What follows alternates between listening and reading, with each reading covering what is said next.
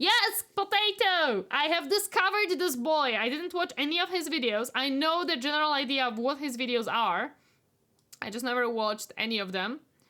So, we're gonna be watching! We're gonna be watching some of his videos. I know quite a bit of cooking because I cook quite a lot. So I can actually put in my input on how difficult something is or not. Oh, Story, Sweet Summertime. Yes, Captain found it and the Captain decided we should do this. So yeah, you need to experience him. Exactly, that's what we're doing right now. That's exactly what we're doing. I saw his videos being proposed to me by YouTube, but I never actually watched them. So today is the day. I hate you. I hate you, Wows. Why do you do this to me? How can I describe the Babish cookware line? Robust, beautiful, durable. Let's start with the advertisement. Safe, mostly. I wouldn't Best put the also knives go through through the Monster dishwasher, Hunter Twitter as well. Oh, I'm not gonna be doing this right now. And You guys can really use his videos as inspiration for cooking. I'll explain well. The official Babish tiny yes, but they're probably very complicated, and that's why I'm worried. My 11-year-old CPU been crying the blood. 6.5-inch Santoku knife. Oh, Slim, my poor little. The 7.5-inch clef knife, as we like to call it.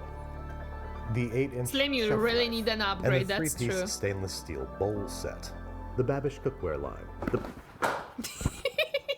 There is too much, guys! The basics made I've been cooking according to his recipes for a while.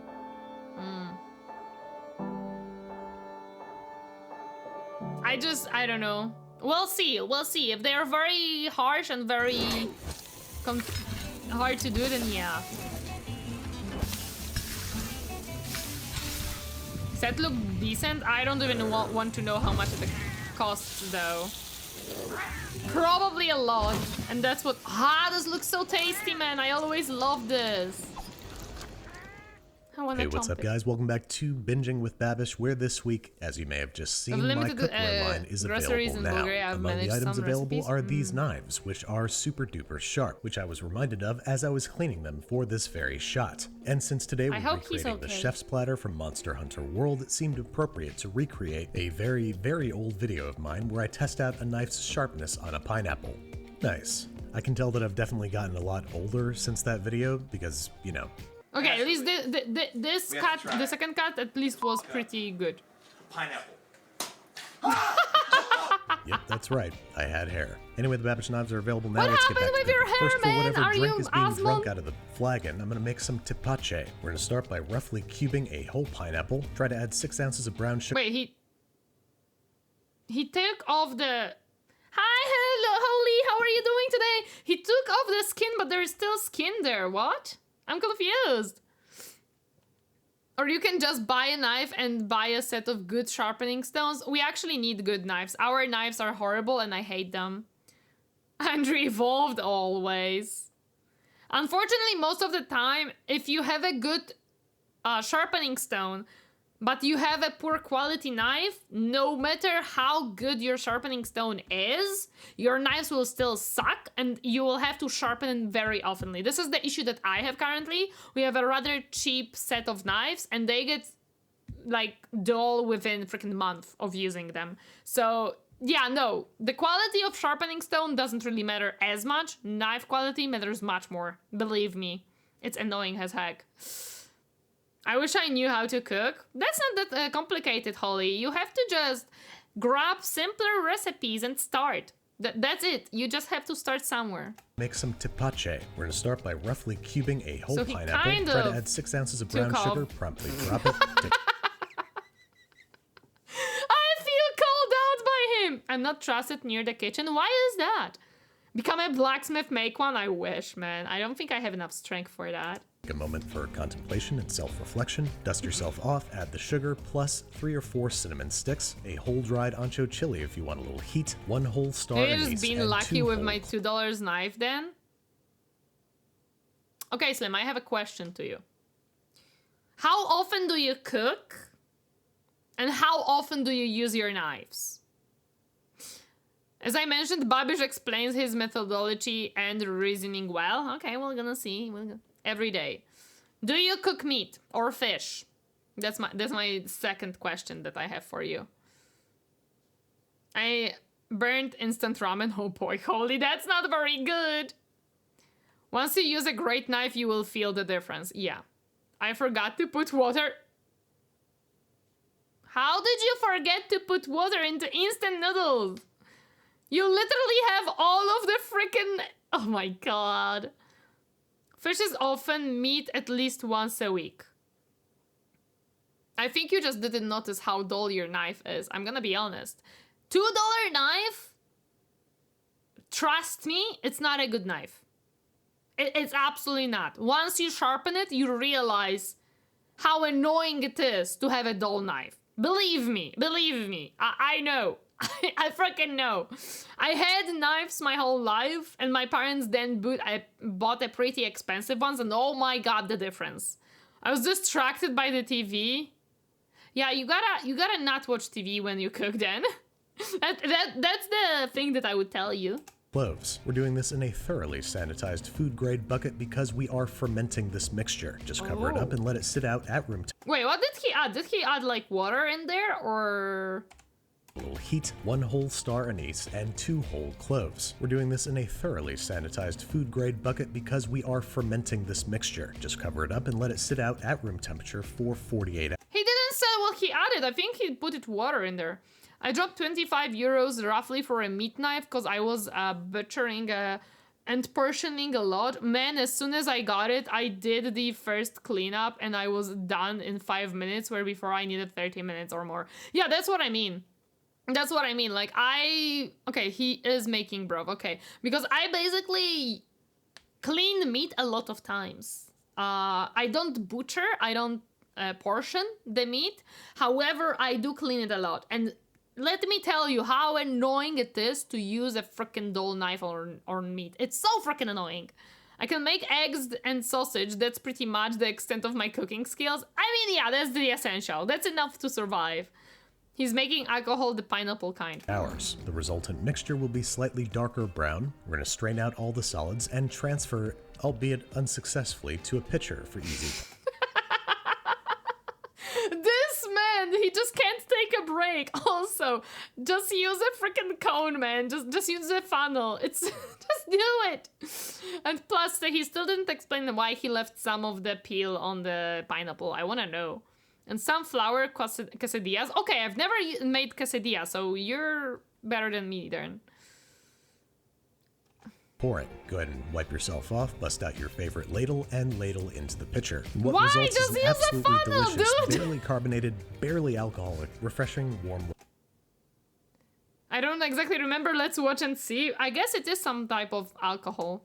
Weather beverage. Now that that's made, we got to talk about all those meats on skewer. Because he's fermenting it, he had to expose the fruit meat. Oh, okay. Now, both because the Chef's Choice platter changes every time and because it's called the Chef's Choice platter, I'm just gonna kind of make whatever I want here. So for the sausagey looking things, I'm gonna make a smoked sausage that's 80% lean beef and 20% pork fat, which will hopefully give us the great flavor of pork with the also great flavor of beef. I'm sorry, I we'll just place hate both the meat and the fat in the freezer for at least 20 minutes until the edges of the pieces of meat become firm. Then through a similarly chilled meat grinder, we're grinding everything together through its coarsest plate. Once that's done, we're spreading it out evenly on a rim baking sheet, putting it and the grinder back in the freezer. I know that the meat fat has a lot of taste and a lot of good things. I still hated the texture of it. And because he did a 48-hour room temperature ferment, there isn't a lot of alcohol content. Yeah. Too long, just grabbed my Jack Daniels bottle. My goodness. I mean, that works too. Yes, fat. No, I hate fat. Hello, Cheesy, welcome! How are you doing today? Happy to see you! For another 20 minutes, and regrinding, this time through the finest plate. This should give our sausage a nice, smooth, hot dog-like interior. Then for the cure, I'm using the cure calculator over at meatsandSausages.com. So exactly 3.5 grams of Prague powder number 1, 28 grams of kosher salt, 5.5 grams of freshly ground black pepper, 6 grams garlic powder, 2 grams of ground fennel, so, 3 grams harissa, and 2.5 I'm actually considering making something myself. Ooh. 1/2 grams Aleppo pepper. Oh yeah, next week on Sunday, I'm gonna be making jam, a strawberry jam. For the first time ever, I'm gonna be making a jam because I want jam, and we don't have jam at home. The broccoli gratin looks so good. Wait, what? For roughly 3 pounds total ground meat. For a spice blend that I'm gonna call Babish Wurst.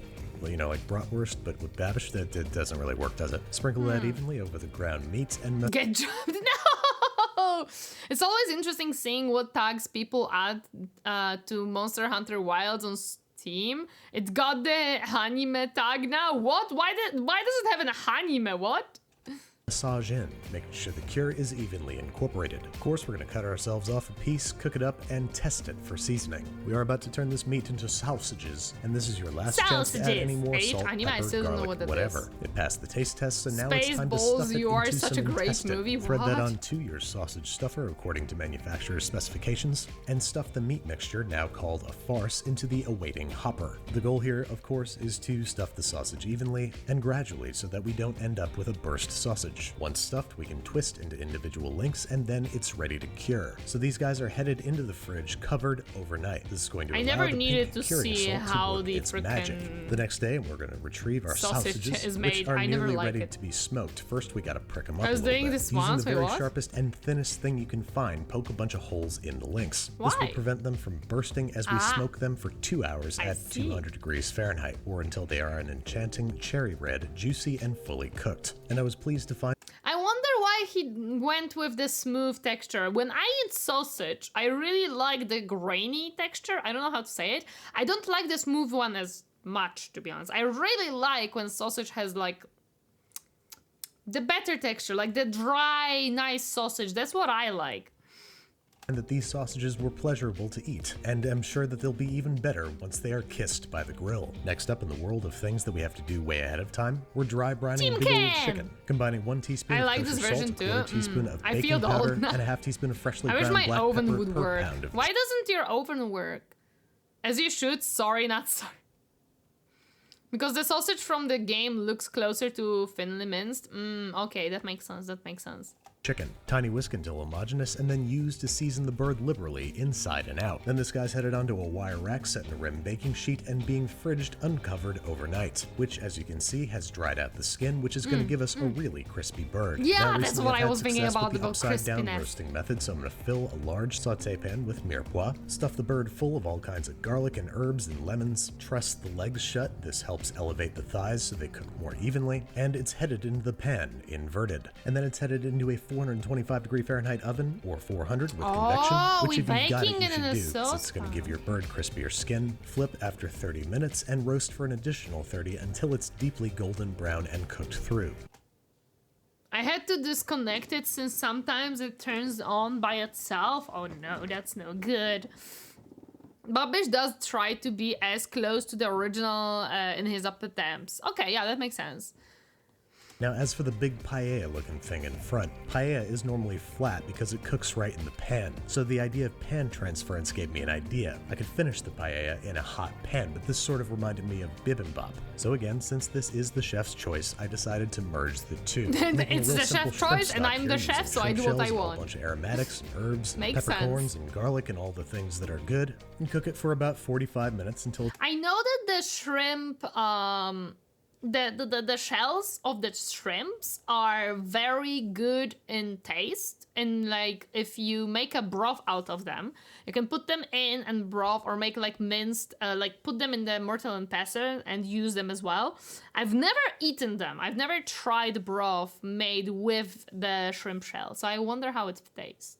It's really shrimpy. Strain it, making sure you turn off the stove, Andy. Safety I love first. This man's That's what I always say, safety first, shrimp second, and keep it warm in a medium saucepan. Is this the chef's choice from Astera or the other place? Astera. It's from the Astera 2 cups of dry white wine. Then in a large Dutch oven, we are thoroughly sautéing 1 large onion, thinly sliced, until starting to caramelize. I'm getting hungry. Then we're going to add 2 grated cloves of garlic, 2 teaspoons gochugaru, and 1 tablespoon sweet paprika, which we're just going to sauté together for about 30 seconds until so fragrant. Tasty. Deglazing with a 14-ounce can of whole plum tomatoes and about 1/3 cup of gochujang. Cook all these guys. That is a lot of gochujang there, my friend. That's a lot of gochujang. The other place has a special chef. Oh, I don't know the other let one. Their flavors get to know each other, and then we're adding the Flavors rice. get 4 to know cups each of other. short Oh. grain arborio rice. Mix those guys on up together just to coat all the granules of rice. Also, he basically kind of makes a risotto too, because this is how risotto is made, kind of. And then we're going to add our shrimp stock and wine mixture all at once. We're not making risotto here. We're making paella bibimbap. Mix everything together just to make sure that everything is evenly distributed. Season generously with kosher salt and freshly ground black pepper. And what the hell, let's finish things up with a couple teaspoons of toasted sesame oil. Then this guy's headed into a preheated 375-degree Fahrenheit oven for about 15 minutes. You will know the chef is adorable. To absorb most of the water so that we'll it can act as a platform for some big old prawns. Head on, full antenna, all that good stuff. But that's a nuisance to eat then. I mean, I get the presentation, but still, it's a nuisance to eat. This is different than risotto. Yeah, I see that, but it's similar technique. And the lid's headed back on Thank and you back for into the the oven for another 15 to 20 minutes I until the appreciate prawns are cooked through. Meanwhile, I'm preheating and generously oiling a large ovular cast iron skillet, which, once smoking hot, will be the recipient of our pai bimbap. This will hopefully create the crisp. It always amazes me how shrimps change their color after you cook them. Every single freaking time. You have a gray shrimp? Great, now it's pink. Crunchy layer that exists on the bottom of both paella and bibimbap, or at least theoretically, like everything else that we're doing today. Pile it high and proud, arrange the prawns on top, and then it's time to start talking skewered meats. One of the more memorable parts of the chef's choice platter are some towering skewers of meat reminiscent of a churrascaria. Don't you change color and again, when since you I'm are doing pretty much cooked by the whatever I sun? want, I'm going to start with a mojo marinade for the shrimp. The juice of I 3 never get oranges and cooked. 5 limes. I'm not a huge fan of seafood, but that looks delicious. I love seafood. And a whole head of garlic, peeled and crushed. And we're also going to add 1 teaspoon of ground cumin, half a teaspoon of oregano, a tablespoon of salt, a This is teaspoon so of freshly much ground food, black by the pepper, way. tiny whisk completely until you This remember is like that you a forgot 3-4 a tablespoon days of of olive food oil, for and me. that you wanted to experiment with baking soda, which should both make our marinade into a bubbly, fizzing science project and hopefully give our shrimp some better color on the grill. Then I've got a pound of peeled and deveined shrimp here that I'm going to mix together and allow to sit in the marinade for at least 30 minutes. And now, since I'm in the mood to go to a shura. Hello, Benjamin. Welcome. How are you doing today? Happy to see you. Hello, hello. Seafood itself or the aroma taste? Yeah, that's a good question.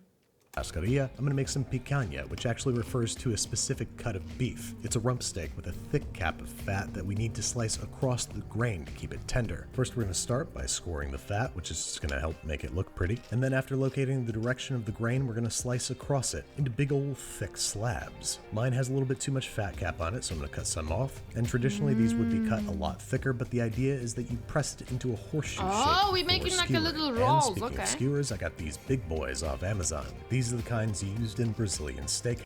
I have to say, this beef looks very, very nice because it has the marble on it, which looks very good. I'm just lazy, deboning fish. That's why I always debone the fish before cooking it. That way, it's a lot of times, it takes a bit more time. However, it helps later on when you eat it. Yeah, we eat salmon and this mostly doesn't have bones. Houses, and I assume chef combat. Go ahead and practice your moves a little bit. Take Please stock of the don't cut damage yourself. you just did to your table, and start skewering the beef. Now the My reason goodness, you I was traditionally worried want for to do him. these thicker is so that you can carve them right off the skewer. But for my purposes today, these ought to do just fine. Picanha is then usually heavily salted with rock salt, but all I've got is kosher, so that. How are you doing? I have quite a fever. Oh no, I hope you get better soon. I really do. I'm doing very well, thank you. We did some progress in Stellar Blade today with some side quests, so I had fun there. And now we're watching some very tasty looking cooking videos. This is chef's choice from Monster Hunter World. Salmon is the only fish I can eat, and I only get the fillet. I like a lot of fish, but sometimes some of them are harder to get in a good quality, and they have too much water. He's the typical man baby with the mind powered by weed munchies. I know, but I was so worried because he already spilled something. He already spilled the freaking sugar and the drink that he made, and now he's playing around with a very, very sharp and big knife. I binge them when I'm playing. Oh my god. God. That's what I'm gonna do. Season generously and let stand at room temperature for at least 45 minutes before cooking, during which time we can subdivide our sausage into skewer appropriate sizes. And once that's done, we can similarly impale our shrimp. Once everybody has been skewered, it's time to head out to the grill, which we've had preheating on maximum flame for like 15 minutes. I'm gonna start with the red meat because it needs... This is like very good grill, by the way. But thinking about cleaning it, I'm good. And he scratched the table with the sword. Yes, he did, Slim. That's exactly why I was worried. Because I missed what went on in reaction to Monhan was running little errands. Needs the most time to cook, grill covered for maybe 5 minutes, and then rotate about 30 degrees so you get those nice cross hatches when you flip. Once flipped, shrimp cook pretty quickly, and we're just charring the sausage so those guys can go on. Both are only going to need about 2 to 3 minutes. I would love to get more of the fat melted, if that's possibility, but because he is making it very fast cook, it's probably not gonna happen, so I would probably cut it off because it's me. I hate the texture of fat. Per side. Once everybody's grilled up, we've only got one more dish to contend with, that sort of seafood looking stew in the corner. I have no idea what it is other than it's red and it's got seafood, so I'm gonna make Thai curry mussels. Sauteing a minced shallot in a tablespoon of vegetable oil for about 3 minutes, grating in 2 teaspoons of fresh lemongrass and 1 tablespoon of fresh ginger, sauteing for about 30 seconds or until nice and fragrant. Then we're adding... He would need to reduce the amount of fat to be nearly non-existent to render it in such a way. I know. I'm just saying, I don't like fat, so I would alter this to be more to my liking. Because the texture of fat is absolutely blah, yuck. I don't like it. 1 tablespoon each tomato paste and red Thai chili paste. We likewise just want to saute these guys together for about a minute just to caramelize them. Then we're deglazing with 1/3 cup of dry white wine, simmering until the alcohol cooks off, and adding a 14-ounce can of unsweetened coconut milk. I'm also going to add a teaspoon of fish sauce for a flavorful kick. Mix this. I love, like, most of the times when they say unsalted butter and unsweetened something, it's specifically towards freaking Americans. This guy up together, bring him to a simmer, and then I'm going to add 2 pounds of cleaned, debearded mussels. Toss around a coat, cover it up, and cook over low heat for about 5 minutes until the mussels open. And now all there is left to do is assemble. First, we gotta cut the chunk off the side of a pineapple so it can act as our skewer holder. Arrange things as closely as you can to the way that they're presented in the game. Serve up the red Thai chili mussels. Skewer the skewers, grab a gigantic wedge of cheese, and then again, since our paella is inspired by bibimbap, I'm going to add a fried egg on top, scatter some scallions, and pile on some kimchi. And there you have it, my chef's choice special. Biggest challenge now is to decide what to try first. Gotta say, the best thing on the table probably ended up being the bibimbap. It was seafoody and spicy, and it had a lovely crunchy layer on the bottom, just like I wanted. I know it's an absolute culinary mishmash, but hey, tastes good. The chicken browned weird, but tasted delicious and was ultra crispy. I want to make kimchi again, I know. It was cooked to a perfect medium rare and was pretty much just steak with salt on it, so it was delicious. No big surprises there. The shrimp was... Too many instructions, brain quit. Oh yeah, don't worry. These are not simple dishes. Don't even try, Holly. It's also very American to mention kosher salt, I guess. This whole set is so huge, by the way. Absolutely delicious. And the real problem child turned out to be the sausage, which was really tasty, but ended up getting a little dry on the grill. I suspect that emulsifying it with ice water like a hot dog would fix this. And the mussels were very delicious. A little spicy, a little cocoa nutty, and most of all muscly. And as for the giant block of Swiss, I could not resist just taking a big old bite. Thank you guys very much for watching and for making my lunch leftovers really, really cool this week. Yeah, his leftovers will be great. This is really good. It really does. I would eat all of it. Not the cheese, no! I would eat all of this. But not at once.